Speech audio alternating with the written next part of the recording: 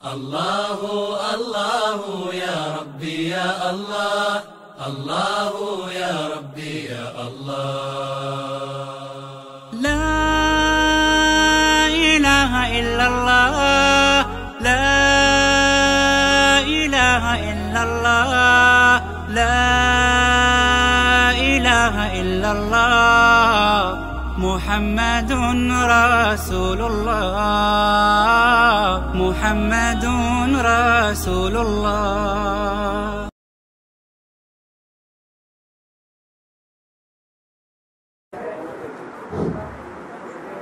السلام عليكم ورحمة الله وبركاته.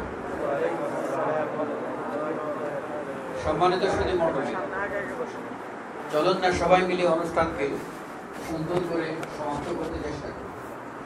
দয়া করে আমরা বসে যাই, আমাদের হাতে সময় কম। শত ব্যস্ততা সত্ত্বেও যে আল্লাহ রাব্বুল আলামিন আজকের এই অনুষ্ঠানের মতো একটি ভিন্নধর্মী অনুষ্ঠান উপভোগ করার সুযোগ দিয়েছেন, তারই বারগাহে কালিমাতুশ শুকর আদায় করি আলহামদুলিল্লাহ। আপনারা অবহিত রয়েছেন আজকের অনুষ্ঠান হচ্ছে নব মুসলিমদের ধর্মীয় তালিম ও পুনর্বাসন পরিকল্পনা শীর্ষক সেমিনার, যা 16 অক্টোবর 2015 জুমাবার অনুষ্ঠিত হচ্ছে বাদ আসর হতে শেখ মোহাম্মদ আল শরীফ জামে মসজিদ, চামুল খান মধ্যপাড়া, উত্তরখান, ঢাকা। যাতে সভাপতিত্ব করছেন বিশিষ্ট আলেম শেখ আকরামুজ্জামান বিন আব্দুস সালাম, যার তত্ত্বাবধানে রয়েছেন বিশিষ্ট ব্যক্তি জনাব শামীম বাবু, অস্ট্রেলিয়া প্রবাসী, এবং সার্বিক ব্যবস্থাপনায় রয়েছেন জনাব আবু রাইয়ান মোহাম্মদ জালালউদ্দিন। সুধী মণ্ডলী, আমরা অনুষ্ঠান শুরু করতে যাচ্ছি। আমাদের হাতে সময় একেবারেই কম। অনেক বিজ্ঞ আলেমে দ্বীন সুবক্তা আমাদের মাঝে রয়েছেন, চাইবে কথা শুনতে, আর চাইবে না কেন এর সুযোগ কতবার প্রয়োজনের হয়। তাই আমরা সুযোগকে কাজে লাগাই। শুরুতেই ছোট্ট একটি ইসলামী গজল পরিবেশন করবে মাহফুজুর রহমান। মাহফুজুর রহমান সংক্ষিপ্ত ছোট্ট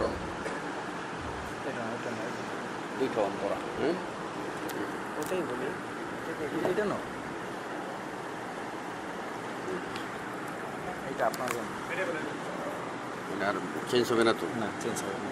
আগে এরকম করলে একবার এটা আসসালামু আলাইকুম ওয়া রাহমাতুল্লাহি ওয়া বারাকাতুহু।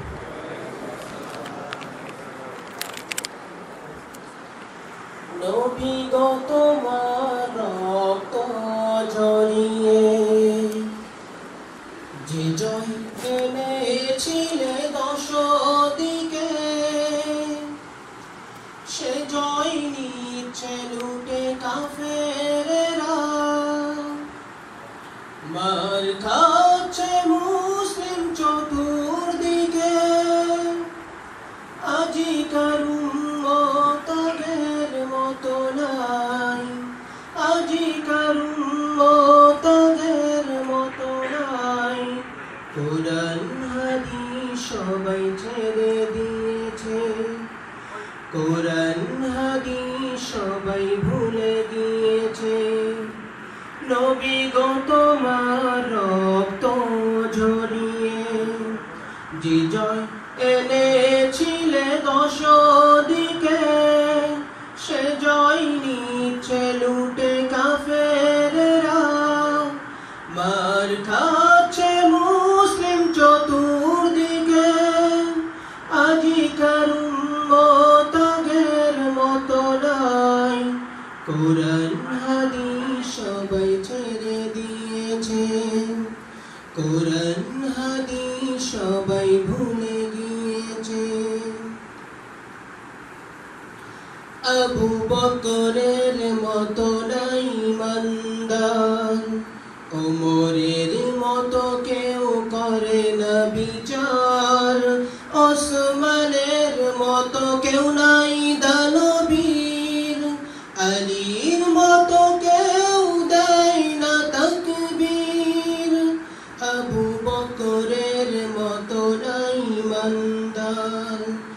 উমরের মতো কেউ করে না বিচার, ওসমানের মতো কেউ নাই দানবীর, আলীর মতো কেউ দেয় না তাকবীর। কোরআন হাদিস সবাই ভুলে গিয়ে, কোরআন হাদিস সবাই ছেড়ে দিয়ে, অন্ধকারের পথে পা বাড়িয়েছে, অন্ধকারের পথে পা বাড়িয়েছে। নবী গো তোমার রক্ত ঝরিয়ে যে জয় এনেছিলে দশ দিকে, সে জয় নিচ্ছে লুটে কাফেরেরা, মার খাচ্ছে মুসলিম চতুর্দিকে। আজিকার উম্মত আগের মতো নাই, কোরআন হাদিস সবাই ছেড়ে দিয়েছে, কোরআন হাদিস সবাই ভুলে গিয়েছে। অন্যায়ের মোকাবেলা কেউ করে না, হকের ওপর কেউ কথা বলে না, মাজলুমের রক্তে আজ বইছে ধরা, কোন মুসলিম অশ্রু ধরে না। অন্যায়ের মোকাবেলা কেউ করে না, হকের ওপর কেউ কথা বলে না, মাজলুমের রক্তে আজ বইছে ধরা, কোন মুসলিম অশ্রু ধরে না। কাফেরদের মুসলিমের নিধন খেলায়, কাফেরদের মুসলিমের নিধন খেলায়, সবাই তা শুধু চেয়ে চেয়ে দেখছে, সবাই তা শুধু চেয়ে চেয়ে দেখছে। আসসালামু আলাইকুম। সম্মানিত সুধীমণ্ডলী, ইতিমধ্যে আমাদের মাঝে এসে উপস্থিত হয়েছেন আমাদের আজকের এই অনুষ্ঠানের অন্যতম আলোচক, বিশিষ্ট শিক্ষাবিদ ও মিডিয়া ব্যক্তিত্ব জনাব ডক্টর মোহাম্মদ সাইফুল্লাহ। তাকে আমরা অনুষ্ঠানের পক্ষ থেকে স্বাগত জানাচ্ছি। সুধীমণ্ডলী, যে কোনো বিজয়, যে কোনো সফলতার পিছনে রয়েছে মহান আল্লাহর তৌফিক, আর আল্লাহর তৌফিক ছাড়া কখনো সফলতা আসেনি। সুতরাং আজকের এই গজলের মাধ্যমে যত প্রশংসা করা হয়েছে, সবার একমাত্র হকদার হলেন মহান আল্লাহ সুবহানাহু ওয়া তাআলা। আর তারই নির্দেশে, তারই নির্দেশ পালনে অগ্রণী ভূমিকা পালন করেছিলেন বিশ্বনবী মুহাম্মদ রাসূলুল্লাহ সাল্লাল্লাহু আলাইহি ওয়াসাল্লাম, আর তাকে সাহায্য করেছিলেন এক যাক সাহাবায়ে কেরাম রিজওয়ানুল্লাহি আলাইহিম আজমাইন। আমরা হই সেরকম ঈমানদার, আমরা হই সেরকম সাহাবীদের মতো ত্যাগ ও তিতিক্ষায় সব কিছুতেই আদর্শের যথাযথ অনুসারী। প্রত্যাশা তখনই হবে, বিজয় তখনই আসবে, আমরা সেই প্রত্যাশায় রইলাম। শুধু সময় কম, এবারে আমাদের মাঝে সংক্ষিপ্তভাবে দুটি কথা নিয়ে আসছেন আমাদের আজকের এই অনুষ্ঠানের অন্যতম, অর্থাৎ যাদের উপলক্ষ করে অনুষ্ঠান, সেটি হচ্ছে কুফর ত্যাগকারী আমাদের পুরাতন সাথী, যারা আজকে নতুন করে আমরা যাদেরকে পেয়েছি। সেরকম একজন ভাই যিনি অনেক আগেই কুফর ত্যাগ করেছিলেন, আর সংগ্রাম করতে করতে তিনি আবার একটা মহা অর্জনও আল্লাহ তাকে দিয়েছেন। সেটি হলো তিনি আল্লাহর কালাম কোরআনুল কারীমের হাফেজ হওয়ার নসিব পেয়েছিলেন। সেই রকম একজন কুফর ত্যাগকারী হাফেজে কোরআন জনাব শামসুল আলম, যিনি বর্তমানে বুয়েটে চাকরিরত আছেন, তিনি আপনাদের সামনে এই কুফর ত্যাগকারী ভাইদের পক্ষ থেকে দুটি কথা বলবেন। আমি তাকে অনুরোধ করছি কথা বলার জন্য। সুধীমণ্ডলী, আমাদের সাথে রয়েছেন হাফেজ শামসুল আলম। আসসালামু আলাইকুম ওয়া রাহমাতুল্লাহি ওয়া বারাকাতুহু। আমি আল্লাহর কাছে শুকরিয়া আদায় করতেছি যে এত বড় একটা মহান সেমিনারে এসে আল্লাহর হুকুমে আমরা উপস্থিত হয়েছি। আমরা নও মুসলিম ভাইয়েরা এবং টিভি ব্যক্তিত্ব, বড় বড় আলেমগণ, তাদের সামনে উপস্থিত হয়ে আমি নিজেও গর্বিত অনুভব করছি। আল্লাহ পাকের অশেষ রহমত আমি মনে করি আমাদের উপর, যে অত্যন্ত কুসংস্কার একটা বিধর্মীর ভিতর থেকে আল্লাহ পাকের রহমতে আল্লাহ দেশে আমাদেরকে পবিত্র কালেমা লা ইলাহা ইল্লাল্লাহু মুহাম্মাদুর রাসূলুল্লাহ পড়ার তৌফিক দান করেছেন।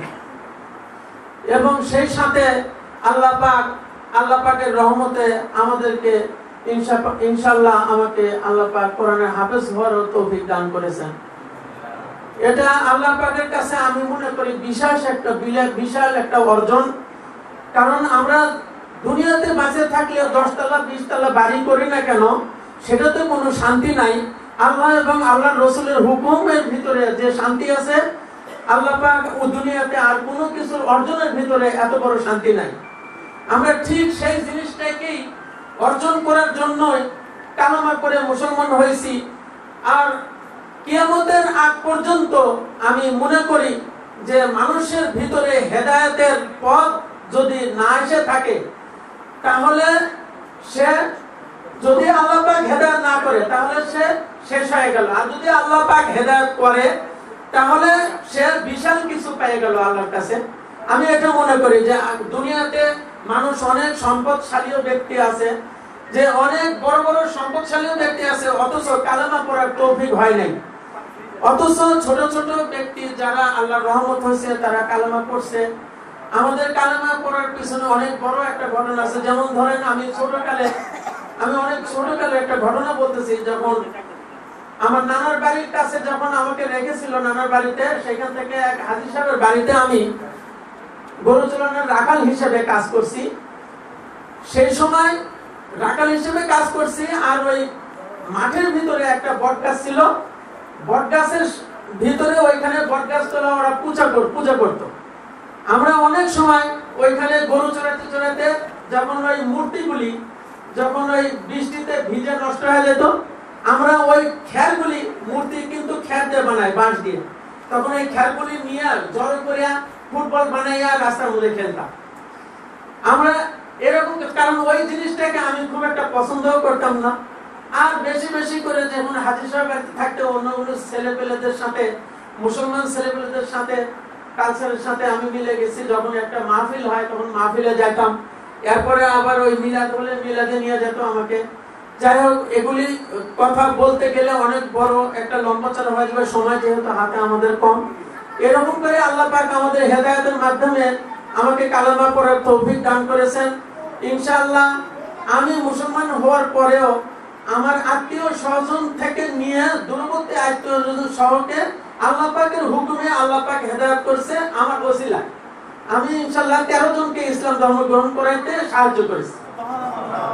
আল্লাহ পাক এই তৌফিক আমাকে দিয়েছে। আমি এই ঘোষণাটা এখানে দেওয়ার জন্য এত বড় একটা যেহেতু সম্মেলন, আমি কোনোদিন এত বড় সম্মেলনে আমি মুসলমান হওয়ার পরে আসি নাই। আজকে ইনশাআল্লাহ আমার মনটা খুব খুশি হয়ে গেছে। আমাদের আলেম ভাইদের সাথে থাকলেও আমার মনটা খুশি হয়েছে যে ওনাদের দোয়া পাবো।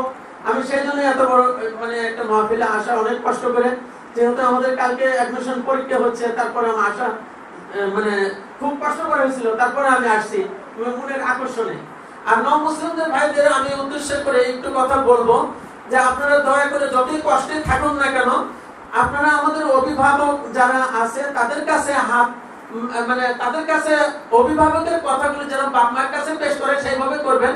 কিন্তু মসজিদে গিয়ে দুয়ারে গিয়ে হাত পাতবেন না, এটা নিজের প্রেস্টিজ নষ্ট হয়।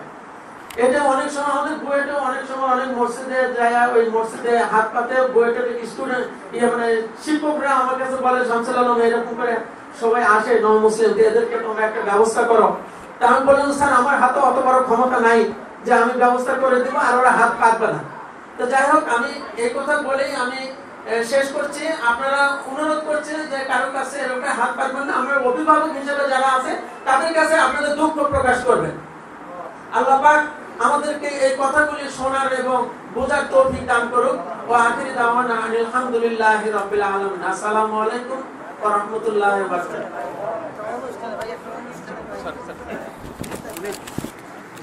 সম্মানিত সুধী মণ্ডলী, কথা শুনছিলাম ভাই শামসুল আলমের কাছ থেকে, যিনি ইসলাম গ্রহণ করেছেন, হাফেজ হয়েছেন এবং পরিবারের আত্মীয়দের মধ্য থেকে আরও 13 জনকে সেই হেদায়েতের আলো দেখাবার সুযোগ পেয়েছেন এবং তারা পুনরায় আবার মুসলিম হয়েছেন, সুযোগ পেয়েছেন।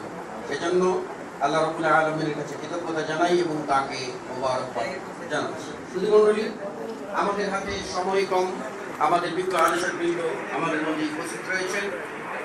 এ পর্বে আমরা আলোচনা শুনব বিশিষ্ট আলেম দ্বীন ও শিক্ষাবিদ দাঈ professor doctor Mohammad Lokman Hossain. Professor doctor Mohammad Lokman Hossain স্যারকে তার আলোচনা পেশ করার জন্য অনুরোধ জানাচ্ছি। সম্মানিত সুধী মণ্ডলী, আমাদের সামনে আলোচনা নিয়ে আসছেন প্রফেসর ডক্টর মোহাম্মদ লোকমান হোসেন। আসসালামু আলাইকুম ওয়া রাহমাতুল্লাহি ওয়া বারাকাতুহু।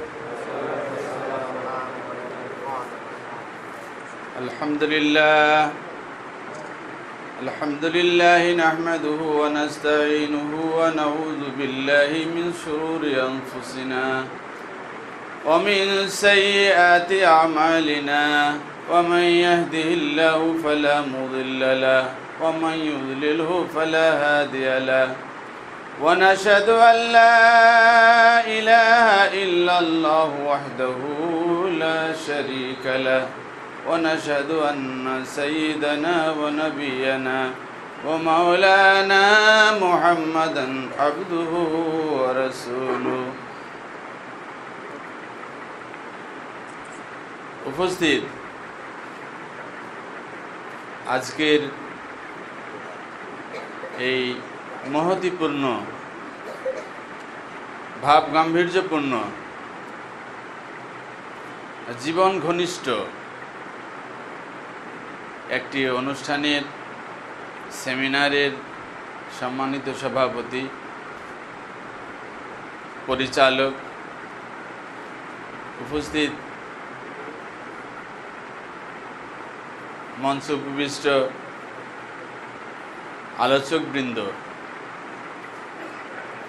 এবং সামনে উপবিষ্ট আজকের এই সেমিনারের মূল আকর্ষণ, আপনাদের সবাইকে ইসলামের শুভেচ্ছা জানিয়ে খুব সংক্ষিপ্তভাবে 2-4টি কথা বলার এরাদা করছি। আমা তৌফিক ইল্লা বিল্লাহ। ব্রহ্মবৈবর্ত পুরাণে মহাবীর যুধিষ্ঠির ধর্মদেবকে ধর্ম সম্পর্কে ভাবাবেগে অথবা ভেবা চেকা খাওয়ার পরে উনি এটা প্রশ্ন করেছিলেন যে বেদ 4টা, একটার সাথে আরেকটার মিল নাই।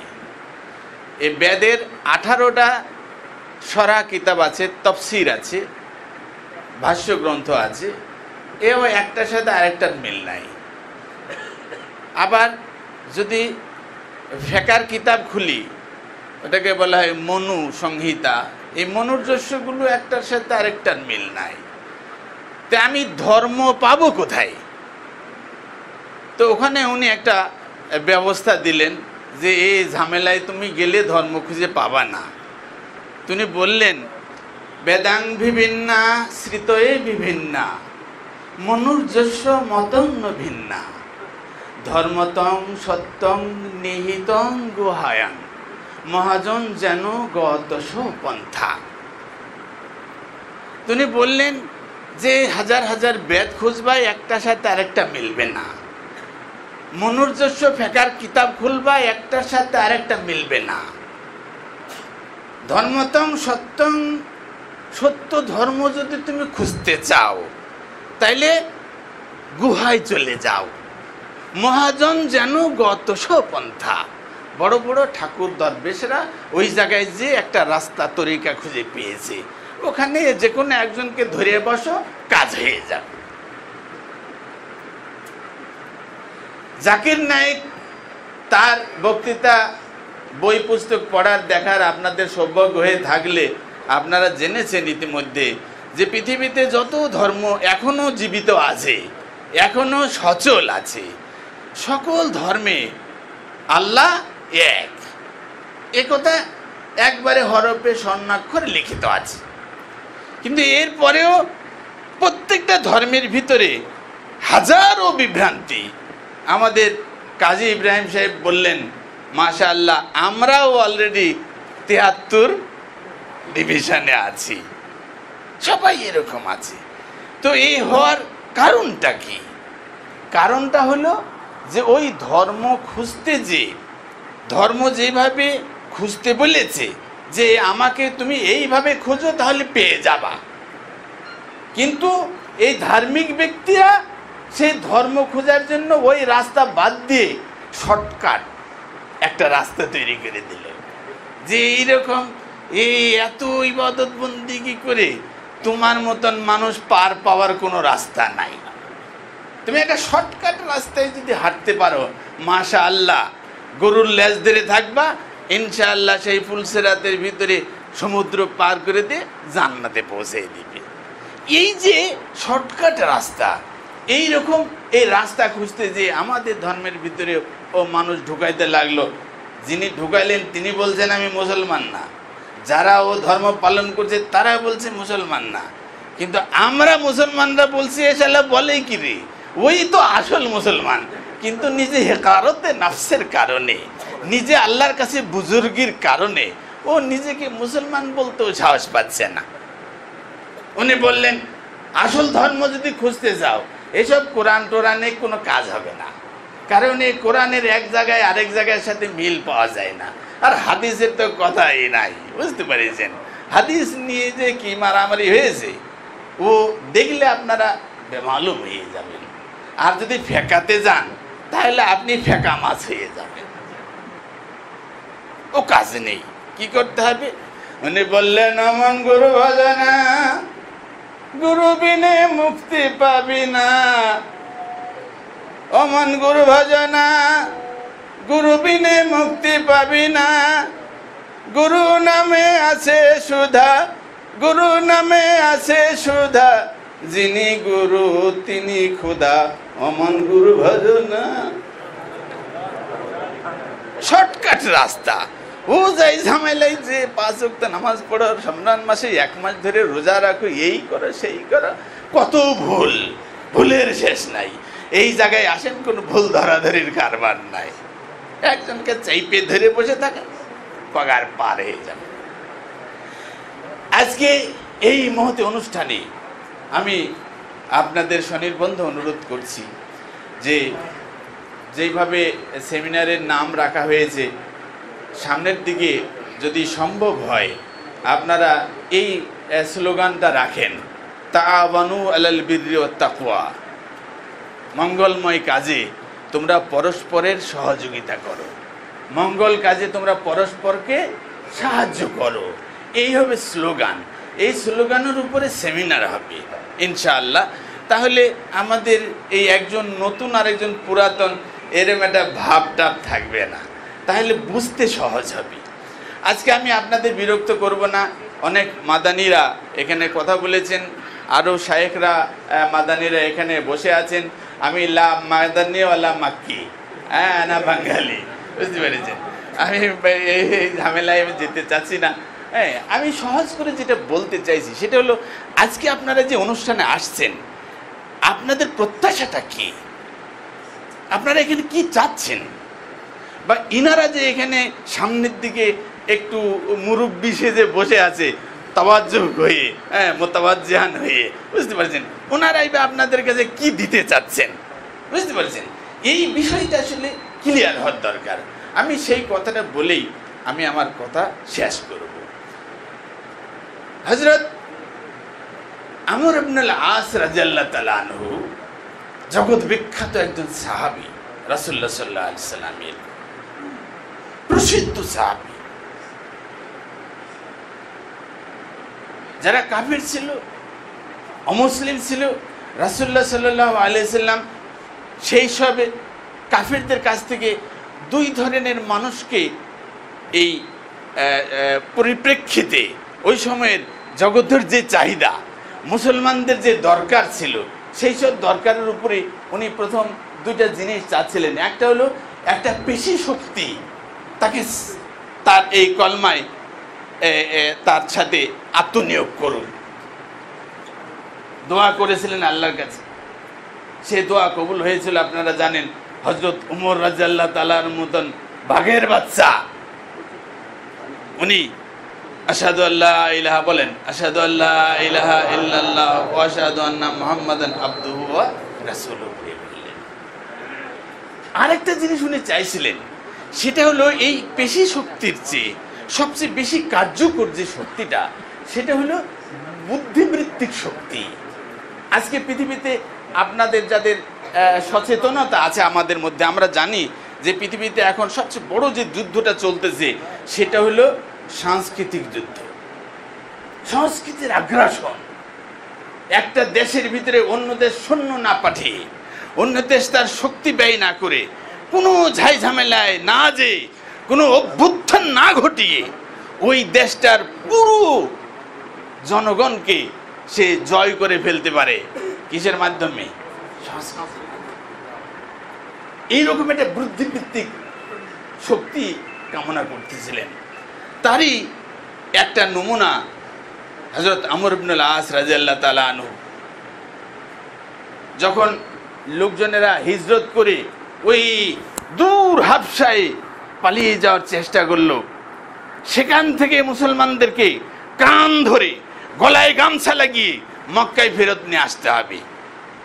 এই দুর্দান্ত কাজটা কে করবে?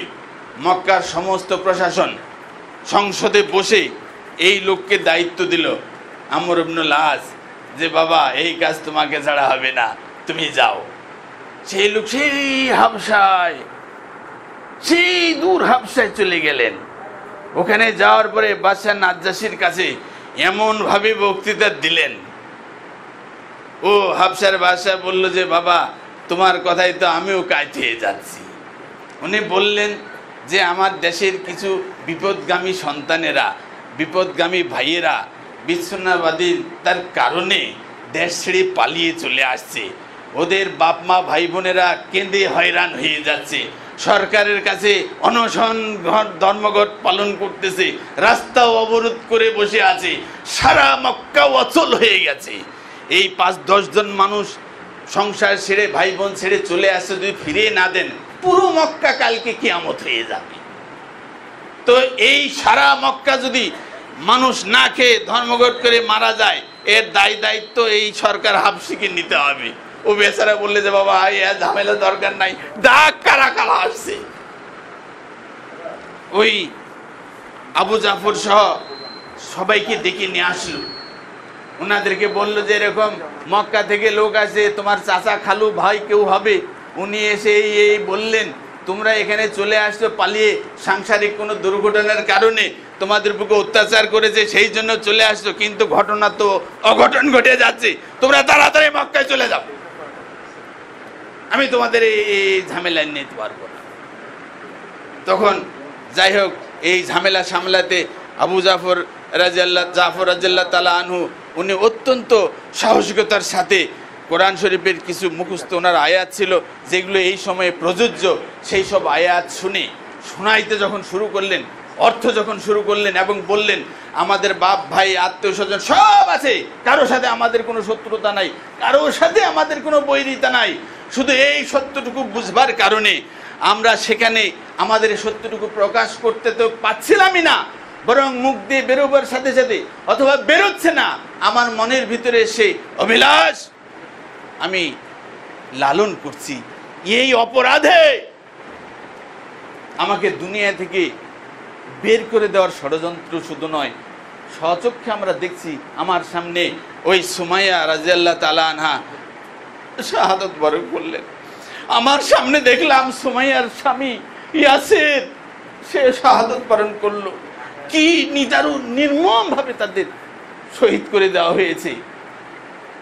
আজও আমরা দেখছি, গরু খাওয়া তো দূরে থাক, গরুর মাংস আছে এই অভিযোগে মানুষকে মেরে ফেলেছে, অভিযোগে। পরে 7 বার ছাত্রকমের তদন্ত কমিটি বসিয়ে দেখা হলো গরুর গোশত তো দূরে থাক, গরুর পায়ের দাগ পর্যন্তই বাড়িতে নাই। এইসব জ্বালাময়ী বক্তব্য শোনার পরে নাজ্জাশী আমরুল্লাহ আজকে খালি হাতে ফেরত দিতে বাধ্য হয়েছিলেন। উনি চলে আসছিলেন। হযরত মুআবিয়া, হযরত আলী রাদিয়াল্লাহু তাআলা আনহুর যে রক্তক্ষয়ী সংঘর্ষ চলছিল সিফফিনের যুদ্ধে, হাজার হাজার মুসলমান, একজন মুসলমান আরেকজনের মুসলমান দ্বারা রক্তপাত হচ্ছিল, রক্তে রঞ্জিত হয়ে যাচ্ছিল, কালো পাথর লাল হয়ে যাচ্ছে।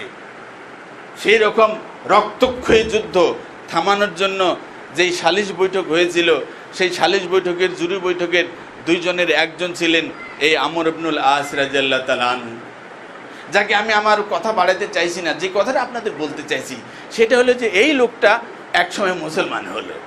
সেটা হলো রাসূলুল্লাহ সাল্লাল্লাহু আলাইহি ওয়াসাল্লাম হিজরত করে মদিনায় চলে আসলেন, খন্দকের যুদ্ধ হয়ে গেল। এরপরে একদিন স্থল বলে সাহাবীরা বসে আছেন রাসূলুল্লাহ সাল্লাল্লাহু আলাইহি ওয়াসাল্লামকে ঘিরে চারিদিক দিয়ে। এই সময় ওই লোকটা ভিতরে ঢুকতেছে। তো নরমালি এতজন মুসলমান আছে, ওই লোক খালি হাতে আসে, নিরস্ত মানুষ, তারপরে তার ভাবভঙ্গি দেখে বোঝাই যাচ্ছে নত শিকার নত জানু হয়ে তিনি আসছেন। রাসূলুল্লাহ সাল্লাল্লাহু আলাইহি ওয়াসাল্লামের সামনে নত জানু হয়ে হাঁটু গেড়ে বসে বললেন। রাসূলুল্লাহ সাল্লাম অত্যন্ত খুশি হলেন, আপ্লুত মনে তাকে স্বাগত জানাচ্ছেন। আর আশেপাশের যেই সব বীর মুজাহিদ মুসলমানরা বসে আছে তাদেরও মন ভরে গেছে যে আজকে এত বড় একজন কাফির, এত বুদ্ধিবৃত্তিক, এত বড় একটা লার্নেড পারসন, সে মুসলমান হয়ে যাবে। আমাদের সাথে আমাদের শক্তি, আমাদের সাহস, আমাদের সমাজ, আমাদের সমাজ সাংস্কৃতিক বৈশিষ্ট্য আরো উচ্চাকাঙ্ক্ষে উচ্চ মার্গে চলে যাবে। রাসূলুল্লাহ সাল্লাল্লাহু আলাইহি ওয়াসাল্লামের সামনে বসে বললেন, ইয়া রাসূলুল্লাহ, আমি মুসলমান হতে চাই, আমাকে আপনি কালমা পড়িয়ে শাহাদাত পড়িয়ে মুসলমান করুন। রাসূলুল্লাহ সাল্লাল্লাহু আলাইহি ওয়াসাল্লাম অত্যন্ত আগ্রহ ভরে হযরত মুআবিয়া আমর ইবনুল আস তার দিকে হাত বাড়িয়ে দিলেন। ঠিক আছে, মুসলমান হওয়ার সময় তো জানেন হাতে হাত দিয়ে, আপনারা পড়েছেন, হাতে হাত দিয়ে তারপরে আশহাদু আল্লাহ বলেন, আশহাদু আল্লা ইলাহা ইল্লাল্লাহু ওয়াহদাহু লা শারীকা লাহু ওয়া আশহাদু আন্না মুহাম্মাদান আবদুহু ওয়া রাসূলুহু। এই কালমা আগ্রহ ভরে এভাবে হাত ধরলেন চেপে। রাসূলুল্লাহ সাল্লাল্লাহু আলাইহি ওয়াসাল্লাম যখন বললেন যে আমার সাথে তুমি বলো, এই কথা বলে এবার আশহাদু আল্লাহ বলবেন, ওমা এই সময় দেখা গেছে আমর ইবনুল আস রাসূলুল্লাহ সাল্লাল্লাহু আলাইহি ওয়াসাল্লামের 2 হাতের মাঝখান থেকে হাত টেনে নিলেন, হাত টেনে নিলেন, কালমা পড়বেন না, এরকম একটা অবস্থা। সমস্ত মানুষের ভিতরে ভুল ভেঙে যাচ্ছে যে আমরা ভাবলাম কি হতে যাচ্ছে কি, আসলে তো এই লোক মুসলমান হতে আসেনি, আসলে এদের ভিতরে আরো কিছু আছে, পিছন দিকে তাকাচ্ছে যে আরো কোনো শত্রু টত্রু পিছনে বসায় রাখছে কিনা, এই না সেই না, এরকম কিছু। রাসূলুল্লাহ সাল্লাল্লাহু আলাইহি ওয়াসাল্লাম বললেন, মাইয়া আম্বিকা ইয়া আমর ইবনুল আস, তুমি আমাকে বললে, আমি হাত পাতলাম, তুমি হাত দিলে, আমি কলমা পড়তে বলছি, তুমি এখন কলমা বলবে, কি হলো তোমার, কি হলো তোমার, তুমি আমার সাথে কলমা পড়ছো না, হাত টেনে নিলে। আমর ইবনুল আস রাদিয়াল্লাহু ওই সময় বললেন, ইয়া রাসূলুল্লাহ, আমি মুসলমান হতে এসেছি, আমি মুসলমান হব, ইসলাম গ্রহণ করব। ইসলামের শাশ্বত বাণী, ইসলামের যে ঐতিহাসিক বৈশিষ্ট্যতা আমাকে আপ্লুত করেছে, আমাকে পাগল পারা করে দিয়েছে। আমি আর মক্কায় থাকতে পারিনি, আমি সুদূর মক্কায় 600 মাইল পেরিয়ে মদিনায় চলে আসছি, আপনার কাছে মুসলমান হব। কিন্তু মুসলমান হওয়ার আমার একটা শর্ত আছে, যদি এই শর্ত ফুলফিল হয় আমি মুসলমান হব, যদি এই শর্ত ফুলফিল করা সম্ভব না হয় তাহলে আমি আমর ইবনুল আস কোনোদিন মুসলমান হব না, ইসলাম ধর্ম আমি গ্রহণ করব না। রাসূলুল্লাহ সাল্লাল্লাহু আলাইহি ওয়াসাল্লাম প্রথমে একটু একটু হতচকিত হয়ে গেলেন, তারপরে খুব স্বাভাবিক হয়ে বললেন, হ্যাঁ আমর ইবনে আস, তুমি বলো তোমার শর্তটা কি আছে। অন্যান্য যারা আছে আশেপাশে বসে তারা তো বুঝলেন যে হয়তো এখানে এতদিনকার মন্ডল মাতব্বর বলবে যে আমি মুসলমান হয়ে কাল থেকে আমাকে স্বরাষ্ট্র মন্ত্রণালয়ের দায়িত্ব দিবেন কিনা বলেন, অথবা বলবে যে ঠিক আছে আমি সিরিয়ার সাথে যে ব্যবসা বাণিজ্য করি ট্যাক্স ফ্রি করে দেওয়া লাগবে, দিবেন তাহলে মুসলমান হয়ে যাব। এরকম নানান ধরনের নানান চিন্তা করছে। আমর ইবনে আস রাদিয়াল্লাহু তাআলা আনহু বলছেন, ইয়া রাসূলুল্লাহ, আমি আপনাকে সাক্ষী রেখে বলছি, আল্লাহকে সাক্ষী রেখে বলছি, আমি আপনার হাতে মুসলমান হতে চাই, তবে শর্ত হলো একটা, আমি আমার জীবনে সাবালক হবার পরে, আমার জীবনে প্রাপ্ত বয়স্ক বুদ্ধি আসার পরে এমন কোনো অন্যায় নাই যে অন্যায় আমি আমরের দ্বারা সম্পাদিত হয় নাই। মুসলমানদের বিরুদ্ধে, ইসলামের বিরুদ্ধে, আপনি নবী মুহাম্মদুর রাসূলুল্লাহ আপনার বিরুদ্ধে যতগুলি ষড়যন্ত্র হয়েছে সব ষড়যন্ত্রের কলকাঠি আমার হাতে নড়েছে। আমার একটা শর্ত যদি সম্ভব হয় তাহলে বলুন, আমি রাজি আছি, আর যদি শর্ত ফুলফিল না হয় তাহলে আমি ইসলাম ধর্ম গ্রহণ করার কোনোই প্রত্যাশা করি না। রাসূলুল্লাহ সাল্লাল্লাহু আলাইহি ওয়াসাল্লাম বললেন, বলো তুমি তোমার কি শর্ত। আমর ইবনে আস রাদিয়াল্লাহু তাআলা বললেন, আমার শর্ত হলো যে আমি যদি ইসলাম ধর্ম গ্রহণ করি তাহলে আমার জীবনের এই পিছনের হাজার হাজার কোটি কোটি যে গুনাহ করেছি, যেই পাপ রাশির দিকে তাকালে আমি আমাকে ক্ষমা করতে পারি না, এই এত গুনার পাহাড়, এই পাহাড় সমান গুনাহ আল্লাহ কি ক্ষমা করে দিবেন? আমার কি মাফ হয়ে যাবে? আমি কি এই পাপ থেকে মুক্তি পাবো? যদি সম্ভব হয়, যদি তাই হয় রাজি আছি, আর যদি না হয় তাহলে এই বৃদ্ধ বয়সে ক্রান্তি লগ্নে জীবনের এই শেষ মায়ের নেই, আমি ইসলাম গ্রহণ করে নিজেকে আর কলঙ্কিত করতে চাচ্ছি না। রাসূলুল্লাহ সাল্লাল্লাহু আলাইহি ওয়াসাল্লাম অত্যন্ত আবেগ আপ্লুত কণ্ঠে, বুখারীতে, মুসলিমে, সব হাদিসগুলিতে সে হাদিসটা রেকর্ড করা হয়েছে, আবেগ আপ্লুত কণ্ঠে ওই সাহাবীকে জানালেন, শুনো, আল ইসলামু ইয়াহদিমু মা কানা ক্বাবলাহু, শুনো আমি নবী মুহাম্মদুর রাসূলুল্লাহ জামিনদার হয়ে বলছি, ইসলাম যদি কেউ কবুল করে তাহলে ইসলাম মা কানা ক্বাবলাহু, যেই দিন সে গ্রহণ করলো এর পূর্বে হাজার দিন ধরে যত অপরাধ সে করেছিল সমস্ত অপরাধ তার মাফ করে দেওয়া হবে, সমস্ত অপরাধ ধূলিসাৎ করে দেওয়ার মতন ক্ষমতা রাখে এই ইসলাম। যখন এই কথা রাসূলের মুখ থেকে শুনলো, আমর ইবনে আস আবার খপ করে এবার নিজের হাত দিয়ে রাসূলুল্লাহ সাল্লাল্লাহু আলাইহি ওয়াসাল্লাম হাত দিয়ে জড়িয়ে ধরে বললেন, ইয়া রাসূলুল্লাহ, আপনি বলেন আমাকে কি করতে হবে। তখন রাসূলুল্লাহ সাল্লাল্লাহু আলাইহি ওয়াসাল্লাম বললেন, কুল আশহাদু আল্লা ইলাহা ইল্লাল্লাহু ওয়াহদাহু লা শারীকা লাহু ওয়া আশহাদু আন্না মুহাম্মাদান আবদুহু ওয়া রাসূলুহু।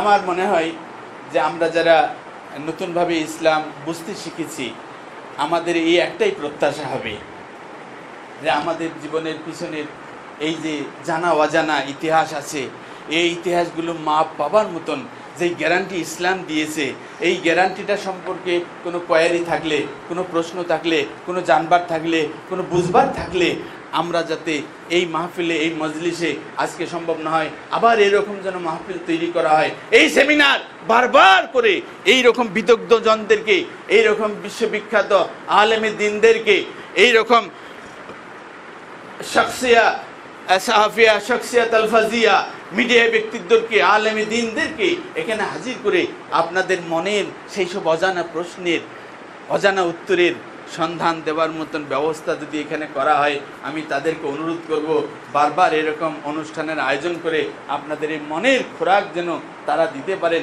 এবং আপনারা এই জিনিসটাই এখানে সবচেয়ে বেশি চাইবেন, এনারা যারা আসছেন তারাও এই জিনিসটা দিবে। এখানে আমি যেটা বলছিলাম, আমাদের স্লোগানটা হবে তাআওয়ানু আলাল বিররি ওয়াত তাকওয়া। মঙ্গল কাজে তোমরা পরস্পরকে সহযোগিতা করো। আপনারা যেই জিনিসটা সন্ধান পেয়েছেন, এর মাধ্যমে আপনাদের মাধ্যমে আমরা আরও 10 ভাইকে কিভাবে এই সন্ধানটা দিতে পারি, আপনারা আমাদেরকে সাহায্য করবেন। আবার আমরা যারা এখানে বসে আছি, আমাদের বসে থাকা ঠিক না, কিন্তু আমরা কি করব, কিভাবে ওই ভাইদেরকে যাব, কিভাবে আমরা রাঙ্গামাটি যাব, কিভাবে আমরা সেই যশোরের পল্লীতে যাব, কিভাবে সেই দিনাজপুরের ওই পাহাড় জঙ্গলে নিধান মানুষ নির্জনে আছে তাদের কাছে যাব। আপনারা সেখানে গিয়েছেন, ছিলেন, যেহেতু রাস্তা আপনাদের জানা আসে, সেই রাস্তাটা আমাদেরকে আপনারা জানাইলে আমরা আপনাদের দ্বারা সাহায্য প্রাপ্ত হইলাম, আমাদের দ্বারা আপনারা সাহায্য প্রাপ্ত হইলেন। এভাবে একজন আরেকজনের আন্ডারস্ট্যান্ডিংয়ের মাধ্যমে আমাদের এই কাজটা আরও সহজ, আরও সাবলীল হবে, এই আশা, এই প্রত্যয় ব্যক্ত করতেছি। সবচেয়ে দুর্ভাগ্যের সময় যেটা, সেটা হলো আপনারা এইরকম ঘটা করে অনুষ্ঠান করলে এই সময়ে বিশ্ব যেভাবে, বিশ্বের দিকে আপনারা যদি তাকান তাহলে দেখবেন যে বিশ্ব চারিদিক থেকে হাও করে ওঁত পেতে বসে আছে। মুসলমানদের বিরুদ্ধে লাগিয়ে দিয়েছে, একজন মুসলমান আরেকজন মুসলমানকে হত্যা করছে এবং সে শহীদ করেছে, বা একজন কাফেরকে মেরে ফেলেছে, আত্মতৃপ্তিতে ভুগতেছে। যেখানে রাসূলুল্লাহ সাল্লাল্লাহু আলাইহি ওয়াসাল্লাম বলছেন, মান ইফতাদারা মুসলিমান সুম্মা ইফতাবাত্তা বিনাফসিহি লানাতুল্লাহি আলাইহি ওয়াল মালায়েকাতি ওয়ান নাস আজমাইন। যে ব্যক্তি একজন মুসলমানকে হত্যা করে, হত্যা করার পরে যদি সে নিজে তৃপ্তি বোধ করে, খুশি হয়, তার উপরে আল্লাহর লানত হবে, মানুষের লানত হবে, ফেরেশতাদের লানত হবে, সবার অভিশাপ তার উপরে পড়বে। যার উপরে আল্লাহ লানত পড়ে, মানুষ ও জিনের লানত পড়ে, লা ইয়াদখুলুল জান্নাতা, যে কোনোদিন জান্নাতে যেতে পারে না। লা ইয়াকবালুল্লাহু মিনহু আদলান ওয়ালা সারফান, তার কোনো নফল ইবাদত, তার কোনো ফরজ ইবাদত কিছুই আল্লাহ দরবারে কবুল হবে না। এই সময় আপনারা এরকম হইচই করে কিছু করতেছেন, এইটা বুঝাবার কোনো দরকার নাই, বরং আপনাদের সকল কর্মকাণ্ড এইভাবে হচ্ছে যে একজন আরেকজনকে কিভাবে আপনারা সহযোগিতা করতে পারেন, কিভাবে একজন আরেকজনের সামাজিক উন্নয়ন ঘটাইতে পারেন, এই রকম কারণে আপনারা একত্রিত হচ্ছেন। এই ম্যানিফেস্টো নিয়ে আমরা ইনশাল্লাহ আমাদের রাজপথে এগিয়ে যাব। আল্লাহ আমাদের সবাইকে সেই তৌফিক দান করুন। আমা তৌফিক ইল্লা বিল্লাহ। আসসালামু আলাইকুম ওয়া রাহমাতুল্লাহি ওয়া বারাকাতুহু। সুবহানাকা আল্লাহুম্মা ওয়া বিহামদিকা আশহাদু আল্লা ইলাহা ইল্লা আনতা আস্তাগফিরুকা ওয়া আতুবু ইলাইক। সম্মানিত সুধী মণ্ডলী, আমি আপনাদের সকলের দৃষ্টি আকর্ষণ করি আমাদের সদ্য কুফরি ত্যাগ করে যে সকল ভাইয়েরা আমাদের মাঝে সামিল হয়েছেন, তাদের পক্ষ থেকে আজকে উপস্থিত সুধীজন, শিক্ষাবিদ, ব্যবসায়ী সকল মুসলিম ভাইদের কাছে আবেদন করব, আপনারা আসুন। কেউ যদি ইসলাম গ্রহণ করে তাহলে তাকে আমরা নও মুসলিম এই খেতাব দিয়ে তাড়িয়ে দেব না, বরং বলবো আমার ভাই আমার কুলে আবার ফিরে এসেছে, তাকে জানাবো সুন্দরতম স্বাগত। আর আমি দায়িত্ব নেব কি করে তাকে আমি শিক্ষা দিতে পারি, কি করে আমি তাকে ইসলামের বুনিয়াদী বিষয়ে প্রশিক্ষিত করে তুলতে পারি।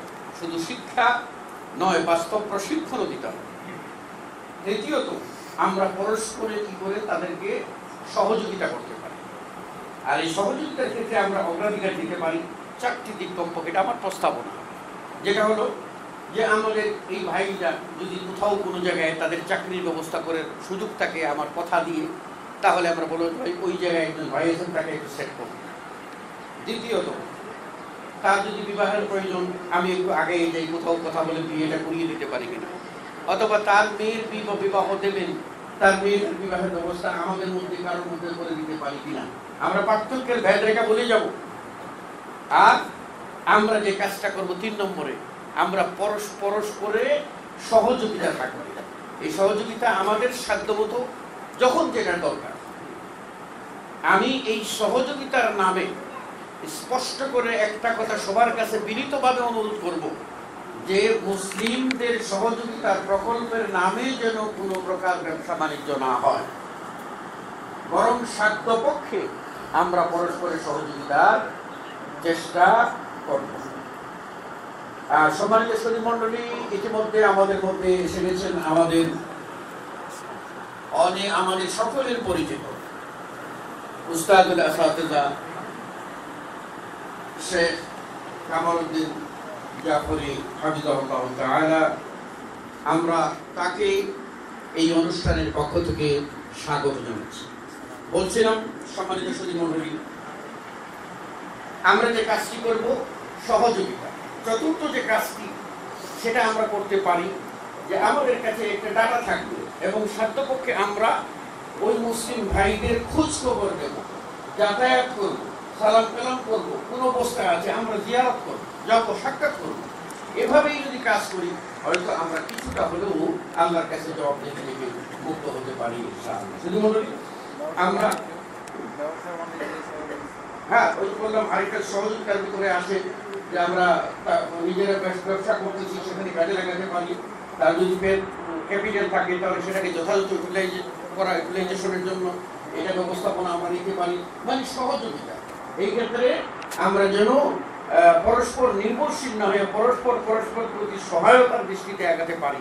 এই মর্মে যদি আগাই তাহলে আগানো যাবে। কিন্তু দুঃখ আমি বলছি এই কারণে, বিনীত নিবেদন এই কারণে যে অনেক জায়গায় অনেক ক্ষেত্রে আমরা দেখেছি যে এই মুসলিম ভাইদের এই নৌ মুসলিম পুনর্বাসন প্রকল্পের নামে একটা প্রকল্প করা হয়, আর প্রকল্প হয়তো কাজীর গরু আপনার পুঁতিতে থাকে, গোয়ালে পাওয়া যায় না। সেই রকম যেন না হয়, বরং আমরা বাস্তবে যেন কিছু করতে পারি এবং সাধ্য মতো। ঘটা করে কিছু করলাম আর আবার কয়েকদিন পরে নিস্তেজ হয়ে গেলাম, এটা যেন না হয়। একটা চলমান প্রক্রিয়া যেন আমাদের ভিতরে থাকে, এই বিষয়ে চিন্তা করার জন্য আমি এই অনুষ্ঠানের পক্ষ থেকে এবং আয়োজকদের পক্ষ থেকে আমাদের সম্মানিত অতিথি সকলের কাছে বিনয়ভাবে নিবেদন করব, আপনারা এই বিষয়ে একটু চিন্তা ভাবনা করে সুচিন্তিত পরামর্শ আয়োজকদেরকে দেবেন, যাতে ওই মর্মে সামনে একটা সুন্দর পরিকল্পনা গ্রহণ করা যায়। সম্মানিত মণ্ডলী, আমরা পেয়েছি আমাদের সম্মানিত আমাদের সকলের শ্রদ্ধাভাজন ব্যক্তিত্ব শেখ কামালউদ্দিন জাফরি সাহেব, কিন্তু আমরা দুঃখের সাথে জানাচ্ছি যে আরেকটা প্রোগ্রামের কারণে আজকের অনুষ্ঠানের সম্মানিত সভাপতি এবং বিশিষ্ট আলোচক পাশাপাশি তিনজনই বসা আছেন।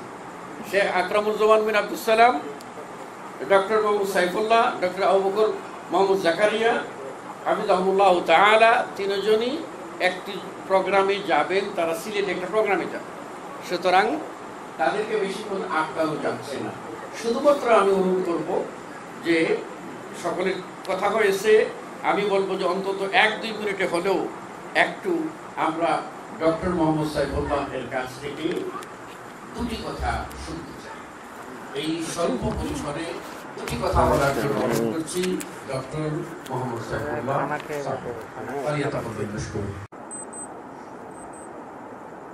السلام عليكم ورحمة الله وبركاته. الحمد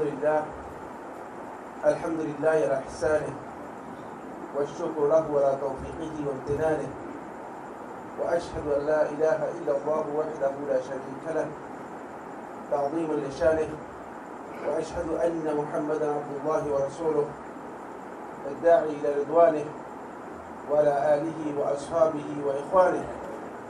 أما بعد، فإن أصدق الحديث كتاب الله، وخير الهدي هدي محمد صلى الله عليه وسلم، وشر الأمور محدثاتها، وكل محدثة بدعة، وكل بدعة ضلالة، وكل ضلالة في النار. يقول الله عز من قائل: يمنون عليك أن أسلموا قل لا تمنوا علي إسلامكم بل الله يمن عليكم أن هداكم للإيمان إن كنتم صادقين. আজকের এই সুন্দর আয়োজনের সম্মানিত সভাপতি, মুসলিমদের ধর্মীয় তালিম ও পুনর্বাসন পরিকল্পনার সম্মানিত আয়োজক ভাইয়েরা, সম্মানিত মেহমানবৃন্দ, সুধী মণ্ডলী, আমার সামনে উপস্থিত আজকের অনুষ্ঠানের মধ্যমণি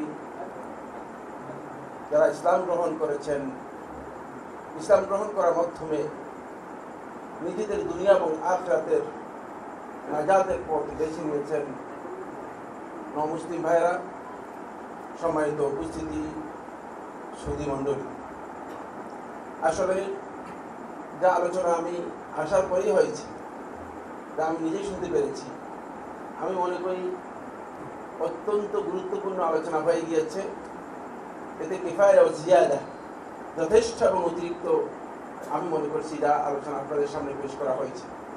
ইতিমধ্যে অত্যন্ত গুরুত্বপূর্ণ কথা পেশ করেছেন ফজিলাতুল উস্তাদ ডক্টর শেখ মোহাম্মদ লোকমান।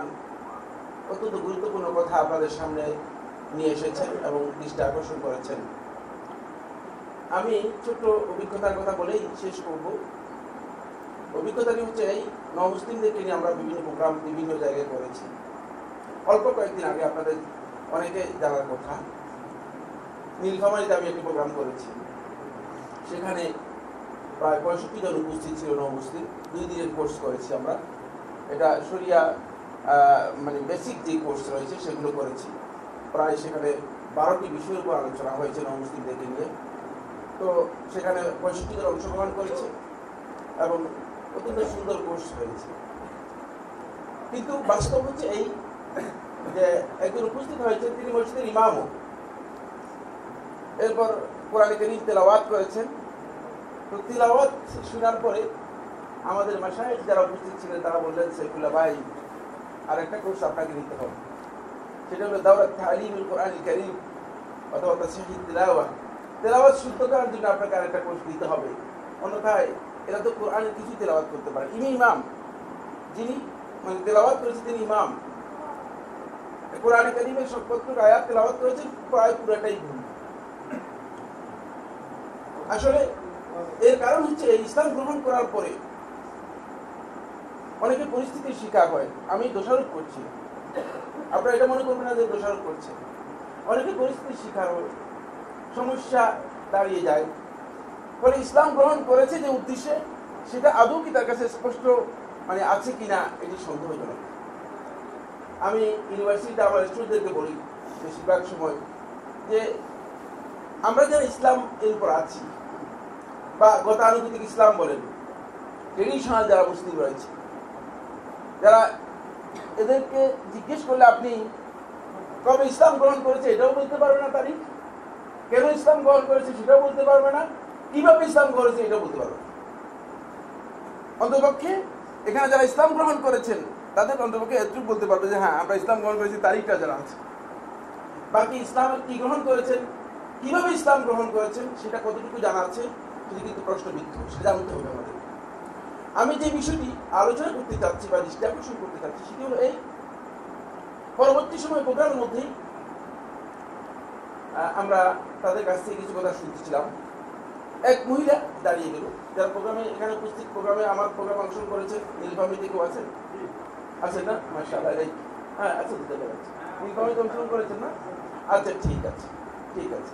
তো এক মহিলা দাঁড়িয়ে গেলেন, তিনি তার আক্ষেপ, আবেগ, কঠিন ভাষায় বললেন যে মুসলমানরা আমাদেরকে কি করেছে, কি সহযোগিতা করেছে ইত্যাদি। বাস্তব কথা হচ্ছে, আপনি কি আসলে মুসলমানদের সহযোগিতার জন্য ইসলাম গ্রহণ করছেন না? তাহলে আপনি ইসলাম ভুল করেছেন। মুসলমানরা কে কি আপনাকে সহযোগিতা করবে, কে আপনাকে টাকা দিবে, কে পুনর্বাসন করবে, এর জন্য আপনি ইসলাম গ্রহণ করছেন না। এই জন্য আল্লাহ সুবহানাহু ওয়া তাআলা তার রাসূল সাল্লাল্লাহু আলাইহি ওয়াসাল্লামকে লক্ষ্য করে বলছেন, ইয়ামুন্নুনা আলাইক আন আসলামু, তারা আপনার কাছে এসে কেন যিনি এই অনুগ্রহ এই কথা প্রকাশ করছে যে তারা ইসলাম গ্রহণ করেছে, মনে হয় যেন আপনার উপর একটা বড় ইহসান, অনুগ্রহ করেছে। হতে পারে আমাদের এই চিন্তা মাথার মধ্যে আসতে পারে, মনে হয় যেন আমি ইসলাম গ্রহণ করে মুসলমানদের উপর একটা বড় মানে অনুগ্রহ করেছি, আমার বড় কিছু দিয়ে দিয়েছি মুসলমানদেরকে। ব্যাপারটি এমন নয়। আল্লাহ রাব্বুল আলামিন স্পষ্ট করে জানিয়ে দিচ্ছেন, বলে দিচ্ছেন, তোমরা তোমাদের ইসলামের ব্যাপারে আমার উপরে সে অনুগ্রহের বহিঃপ্রকাশ ঘটাবে না। তোমাদের এই সুযোগ নেই যে তোমরা এই কথা বলো যে ইসলাম গ্রহণ করেছি মুহাম্মদ সাল্লাল্লাহু আলাইহি ওয়াসাল্লাম, তোমার উপর আমরা বড় অনুগ্রহ করলাম, ব্যাপারটি এমন নয়। বালিল্লাহু ইয়ামুন্নু আলাইকুম আন হাদাকুম লিল ঈমান, বরং আল্লাহ রাব্বুল আলামিন তোমাদের উপর অনুগ্রহের বহিঃপ্রকাশ করছেন যে তোমাদেরকে ঈমানের জন্য হিদায়াত দান করেছেন। তবে দিয়ে দিয়েছেন আল্লাহ রাব্বুল আলামিন দিয়েছেন, আমি দিই। এটা আমার বক্তব্য নয়, বুঝতে পেরেছেন কিনা? কোরআনে কারীমের সূরা হুজুরাতের 70 নম্বর আয়াত, কোরআনে কারীমের সূরা হুজুরাতের 70 নম্বর আয়াত, এটা আমার নিজের বক্তব্য নয়। সুতরাং আল্লাহ রাব্বুল আলামিন তোমাদেরকে হিদায়াতের উপর হিদায়াত দিয়েছেন, এর জন্য অনুগ্রহ করছেন। তবে ইন কুনতুম সাদিকিন, যদি তোমরা এই ক্ষেত্রে সত্যবাদী হও তাহলে আল্লাহ রাব্বুল আলামিন অনুগ্রহ করেছেন তোমাদের। এখন আমাদেরকে এই আয়াত থেকে শিক্ষা নিতে হবে, অনেকগুলো শিক্ষার বিষয় এই আয়াতের মধ্যে রয়েছে। আমি আপনাদেরকে অনুরোধ করব, যারা ইসলাম গ্রহণ করেছেন, আজকে মুসলিম উম্মাহ বহুদা বিভক্ত। ওই আমাদের ফজিলাতুল শেখ বলেছেন, কেউ বলেছেন আসেন আমার খানকার দিকে আসেন, আমাদের এই খানকা যদি মুরিদ হতে পারেন, কেমন যে আসেন চলেন আমরা একসাথে বেরিয়ে যাই, চারটি গুট্টা নিয়ে একসাথে বেরিয়ে যাই, জীবনের জন্য মেরে দিই, বুঝলেন না, জীবন চিল্লা মেরে দিই। বিভিন্ন গ্রুপ আজকে ডাকছে, বিভিন্ন দিকে আমাদেরকে ডাকছে। ইসলাম গ্রহণ করার পরে আপনি আসলে কোন গ্রুপের দিকে যাবেন, কোন দিকে আপনি যাবেন? এখন যদি আপনি ইসলাম গ্রহণ করার পরে একটা নির্দিষ্ট গ্রুপের দিকে চলে যান, তাহলে কিন্তু আপনি ওই ব্যক্তির মতো, কেমন ফাররা মিনাল মতর ওয়া কাফি মিজাব, বৃষ্টি থেকে যে দৌড় দিয়ে গিয়ে কূপের মধ্যে পড়ে গিয়েছে, ভিজে যাওয়ার ভয় ছিল, বৃষ্টি এসে গেছে, দৌড় দিয়ে গিয়ে কূপের মধ্যে পড়ে গিয়েছে। তাহলে আপনি হিদায়াতের এই আলো লাভ করার পরে, এই হিদায়াত লাভ করার পরেও আপনি কিন্তু ওই আখিরাতের নাজাত নিশ্চিত করতে পারবেন কিনা? পারবেন না। যেন আমার বন্ধুগণ, ইসলাম এর ঘোষণা দিয়েই মুসলিম হওয়া যায় না। এখন ইসলাম আসলে আপনি সত্যিকার ইসলাম লাভ করতে পেরেছেন কিনা, এই জন্য এই যে আয়োজন রয়েছে, এই আয়োজন শুধুমাত্র আয়োজনের মধ্যে সীমাবদ্ধ করে চলবে না। অবশ্যই এই বিষয় নিয়ে আমরা বিভিন্ন পর্যায়ে আলোচনা করতেছিলাম। মুসলিমদেরকে সত্যিকার ইসলাম সম্পর্কে তালিম দেওয়ার জন্য কোনো কমিটি, কোনো ভালো কোনো প্রচেষ্টা নেওয়া যায় কিনা, কোনো পরিকল্পনা করা যায় কিনা। তো আলহামদুলিল্লাহ, যারা এই চিন্তা করেছেন তাদেরকে আমি সাধুবাদ জানাচ্ছি যে তারা একটা ভালো চিন্তা করেছেন। কিন্তু এই ভালো চিন্তাটুকু, এটি সত্যিকার ভাবে পরিচালক যিনি বলেছেন, সেটা হতে হবে আরো অ্যাডভান্স, এবং সেটা হতে হবে কন্টিনিউয়াস ফর্মে, যাতে করে এটা পরবর্তী সময় অব্যাহত থাকে, যাতে করে আমরা সত্যিকার তাদেরকে ফান্ডামেন্টাল বিষয়গুলো, ইসলামের মৌলিক যে দিকগুলো আছে সেগুলো সম্পর্কে শিক্ষা দিতে পারি। আসুন, যারা ইসলাম গ্রহণ করেছেন, কোনো সন্দেহ নেই, যদি আমি এই কথা বলেছি যে আপনারা মুসলমানদের উপর অনুগ্রহ করেননি, কিন্তু আপনাদের ইসলাম মূলত মুসলমানদের উপর নির্ভরশীল না। কারণ আজকের আধুনিক গবেষকরা বলেছেন যে মুসলমানদেরকে দেখলে আজকে মানুষ আসলে ইসলামই গ্রহণ করবে না। যে আখলাক মুসলমানদের ইমাম, বুজুর্গ, হুজুর, অনেক বড় পাগড়িধারী, অনেক সুন্দর মুদ্রাধারী, কিন্তু তাদের আখলাকের দিকে যখন তাকানো হয়ে থাকে, সত্যি কথা হচ্ছে তাদের আখলাক এত মারাত্মক ভাবে অবক্ষয়ের দিকে চলে গিয়েছে, মারাত্মক ভাবে ব্যাহত হয়েছে যে আজকে ইসলাম গ্রহণ করার জন্য মানুষের সামনে উদাহরণ দেওয়ার মতো, পদুয়া হওয়ার মতো, আদর্শ হওয়ার মতো, মডেল হওয়ার মতো আখলাক মুসলমানদের মধ্যে আজকে নেই, ঠিক কিনা? তাই ইসলাম যারা গ্রহণ করেছেন, তারা ইসলাম গ্রহণ করেছেন মূলত ইসলামকে বুঝি। আমি মনে করি ইসলামকে আপনারা বুঝেছেন, সুতরাং বুঝলে আপনাদেরকে ইসলাম এটাকে জানার জন্য, সহি ইসলাম সম্পর্কে জানার জন্য আপনাদেরকে আসতে হবে। আজকে বিভিন্ন দিকে মানুষদেরকে আহ্বান করে নিয়ে যাচ্ছে, ইসলামের দলাদলি শেষ নেই। বলেছেন যে ইসলামের মধ্যে ৭৩ ফিরকার কথা বলেছেন, ৭৩ ভাগ হয়ে গিয়েছে। ৭৩ ভাগের কথা আপনি ইসলামের মধ্যে বলেছেন। এই যুগের শিয়াদের সবচেয়ে বড় গবেষক হচ্ছে মেজলিসি, মাজালিসুল আবরারের মধ্যে সে উল্লেখ করেছে, শিয়াদের মধ্যে ৭৩ ফিরকা উল্লেখ করে দিয়েছে। বুঝতে পেরেছেন কিনা? চতুর্থ পঞ্চম শতাব্দীতে কিতাব লিখেছেন শেহরস্তানি, তার কিতাবের মধ্যে সেখানেই ৭৩ ফিরকার কথা উল্লেখ করে দিয়েছেন। যদি চতুর্থ পঞ্চম শতাব্দীতে ৭৩ ফিরকার কথা উল্লেখ করে, তাহলে এখনকার অবস্থা কি? এখনকার অবস্থা কি? কত ফিরকায় বুঝেছি, বুঝতে পেরেছি? আমরা আগে শুনেছিলাম যত লাকসাম, যত বাতি তত লাকসাম, এখন যত পীর তত দিন, ঠিক কিনা? এভাবে দিনকে আজকে বিচ্ছিন্ন, বিভিন্ন ভাবে বিভক্ত করে ফেলা হচ্ছে। এই জন্য আপনাদেরকে আসলেই এই বিষয়গুলো সম্পর্কে সচেতন হতে হবে, সহি কনসেপ্ট ধারণা নিতে হবে। এটা শুধুমাত্র একদিনের আলোচনার মধ্যে আপনার মনে করছে যথেষ্ট হবে কিনা? এর জন্য আসলেই কোর্স নিতে হবে, ফান্ডামেন্টাল কোর্স ইনশাআল্লাহ তাআলা সম্ভাবনা রয়েছে আমরা ঢাকাতে নমুসলিমদেরকে নিয়ে আরেকটা প্রোগ্রাম হতে করবো। আরেকটি প্রোগ্রাম আমাদের রয়েছে ময়মনসিংহে, সেটা আগামী মাসে সম্ভবত বাস্তবায়িত হবে। তো আমি আপনাদেরকে জানাচ্ছি যে ইনশাআল্লাহ তাআলা আল্লাহ রাব্বুল আলামিন আপনাদেরকে তৌফিক দিয়েছেন, সুতরাং এটাকে ধরে রাখার চেষ্টা করুন। একবার জাহান্নামের আগুন থেকে বের হয়ে যাওয়ার পর আবার এই পথের দিকে যাতে কোনোভাবে আমরা না যাই, তার আমরা ক্ষতিগ্রস্ত হলাম। যেদিক থেকে ফিরে আসলেন সেদিকে আর ফিরে যাওয়ার চিন্তা করার সুযোগ নেই, কিন্তু শয়তান তো আপনাকে ওই দিকেই নিয়ে যাওয়ার জন্য চেষ্টা করবে, কারণ শয়তান এটা দায়িত্ব নিয়েছে, বুঝতে পেরেছেন? ওই দিকে আপনাকে নিয়ে যাওয়ার জন্য চেষ্টা করবে। আমি অনুরোধ করবো আপনারা সচেতন হবেন। আজকে ইসলামের নামে বিভিন্ন ধরনের যে বক্তব্য, বিভিন্ন দাওয়াত রয়েছে, নারাত রয়েছে, স্লোগান, কত স্লোগান আপনি দেখতে পাবেন। এই দাওয়াত এবং স্লোগান যেগুলো আছে, সেই দাওয়াত এবং স্লোগানগুলো মূলত আমাদেরকে আরো বেশি ক্ষতিগ্রস্ত করে দিচ্ছে, এবং মুসলমানদের সবচেয়ে ক্ষতির কারণ হচ্ছে এটি আর অন্য কিছু নয়। এই জন্য সেখানে আমাদেরকে আসতে হবে আসলে শহীদ দিন, কোরআন এবং হাদিস ভিত্তিক ইসলাম যাতে আমরা অনুসরণ করতে পারি, সেই অনুযায়ী আমাদের নিজেদের জীবনকে পরিচালনা করতে পারি। আসুন আমরা আরো তালিম নেওয়ার জন্য চেষ্টা করি, ইসলাম সম্পর্কে জানার জন্য চেষ্টা করি।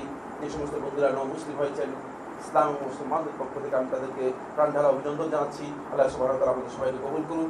হাযা ওয়া সাল্লাল্লাহু আলা নবিয়িনা মুহাম্মদ ওয়া আলা আলিহি ওয়া আসহাবিহি আজমাইন।